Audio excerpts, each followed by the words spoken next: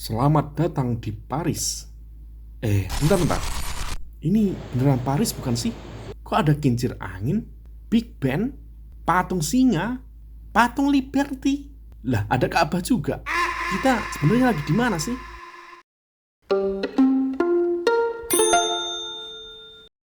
Kota Madiun dipromosikan sebagai jalan-jalan ke luar negeri tanpa paspor dan visa atau wisata kelas dunia, bahkan oleh mantan Presiden Bapak Joko Widodo. Pak Maidi, Pak Bagus, saya titip Kota Madiun, utamanya yang berkaitan dengan pariwisata yang berkelas dunia. Tapi kok banyak video yang mirip juga ya? Balik ke topik. Maksud dari promosi itu adalah Anda diajak mengunjungi pusat kota Madiun, di mana replika-replika ikon kota dunia dibangun di sini.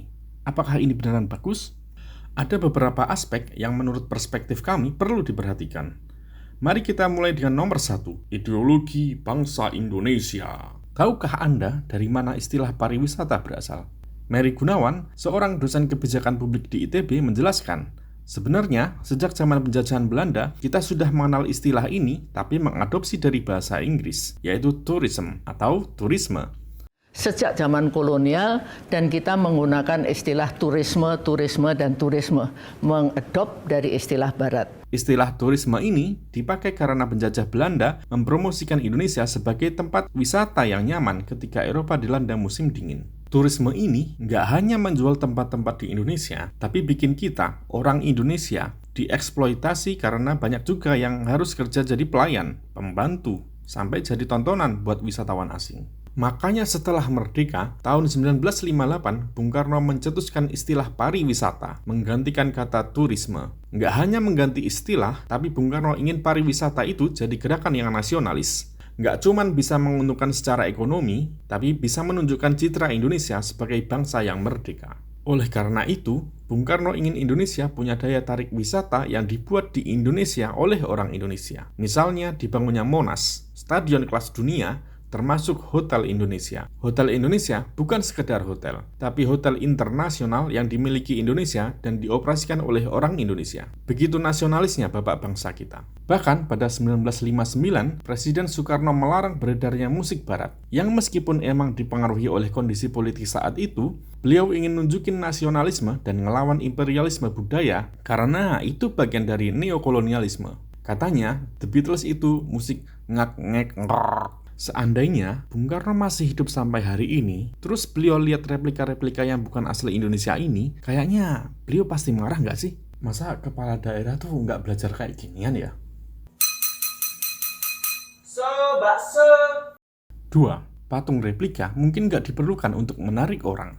Banyak kota di dunia yang menarik dan unik. Meskipun di Tokyo ada replika Menara Eiffel juga, tapi nggak seikonik di tempat asalnya di Paris. Dan orang nggak datang ke Tokyo cuma buat replika ini.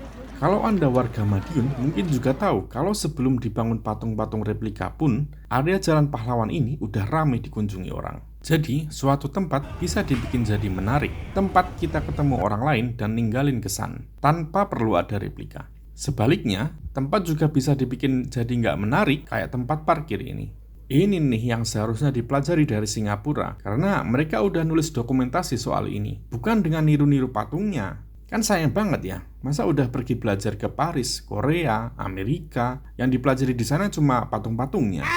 Lagian patung-patung terkenal itu terus-terusan dikunjungi kan karena sejarahnya. Kayak patung Liberty yang jadi simbol kebebasan dan merdekanya Amerika. Terus patungnya juga beneran bagus nggak sih? Iya lagi.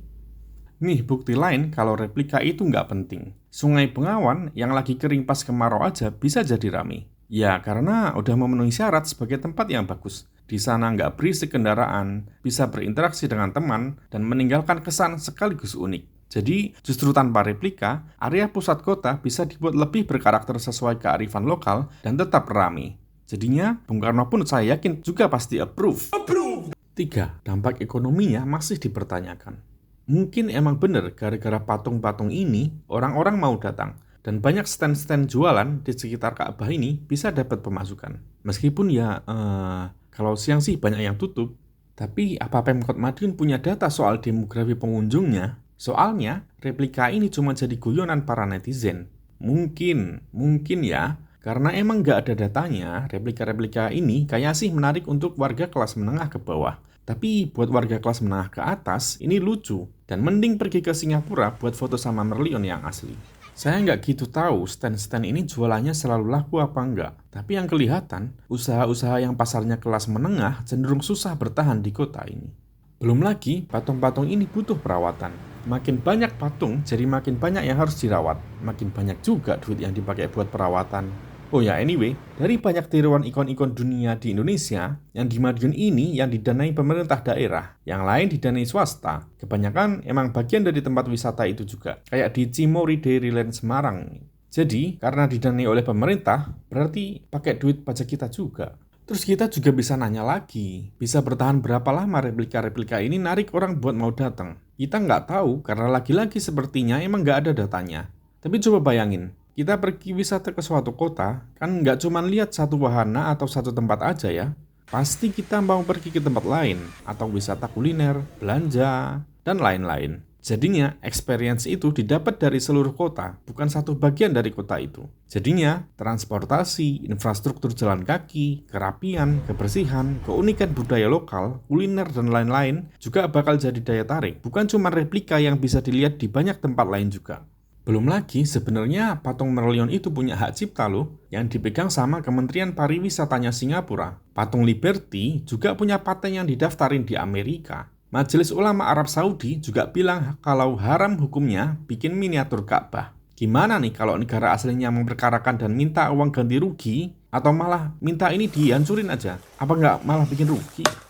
Lucu juga ya kalau sampai selevel pemerintah nggak paham masalah begini. Semoga aja udah ada izinnya, jadi nggak bakalan kena masalah. Lagian karena ini cuma replika, bisa aja kan kota-kota tetangga bikin yang lebih bagus. Jadinya nggak ada lagi yang mau datang ke sini, lebih milih ke replika yang lebih bagus. Takutnya lagi, karena udah ngerasa Madiun jadi rame gara-gara patung-patung ini, kita lupa sama permasalahan ekonomi yang sebenarnya. Kalau kita keliling kota, banyak kelihatan toko-toko yang tutup dan dijual. Rumah-rumah juga dijual. Restoran dan kafe banyak yang tutup, atau terpaksa ganti pemilik.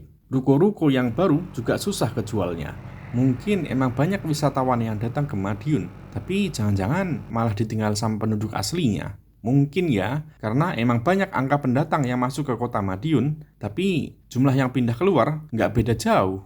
Kepadatan penduduk yang segini-gini aja bisa aja jadi penyebab susahnya berbisnis di sini karena retensinya jadi ikut turun. Jadi gimana seharusnya pariwisata itu? Perlu diingat dulu kalau pariwisata itu bukan cuma satu industri, tapi industri yang kompleks karena urusannya sampai ke lingkungan, budaya, kearifan lokal, masalah sosial, tata kota, transportasi, dan sebagainya. Buat pariwisata lokal kayak di kota, pemerintah perlu mengutamakan penduduk lokal, bukan wisatawan luar. Mira Gunawan dalam sebuah kuliahnya mencontohkan dengan dirombaknya Champs-Élysées di Paris. Paris beneran ya, bukan ini. Jadi punya trotoar lebih bagus dan lebar. Kenapa harus mengutamakan warga lokal? Ya karena warga lokal yang milih wali kotanya. Masa wali kotanya malah kerja buat wisatawan luar? Jadi saya selalu mengatakan pada bupati-bupati dan lain-lain, Pak, tugas Bapak itu bukan membahagiakan wisatawan. Tugas Bapak adalah mensejahterakan rakyat. Pariwisata is a tool, kendaraan untuk bisa melakukan itu. Kami memandang jika kebutuhan warga lokal terpenuhi dengan baik dan kearifan lokalnya dirawat, kota itu bakalan jadi tujuan wisata yang menarik. Nggak cuma buat bersenang-senang, tapi juga buat banyak belajar. Misalnya di Belanda, jalur sepeda dibuat untuk warga lokal. Kotanya juga rapi. Transportasinya juga bagus, jadinya wisatawan senang ke sana. Mereka juga banyak yang belajar langsung soal jalur sepeda. Warga Tokyo kemana-mana bisa naik kereta. Bahkan keluar kota juga gampang naik kereta cepat. Tentu hal yang jadi kebutuhan warga Tokyo itu juga bisa dimanfaatkan oleh wisatawan. Jepang juga termasuk negara yang memegang erat budayanya.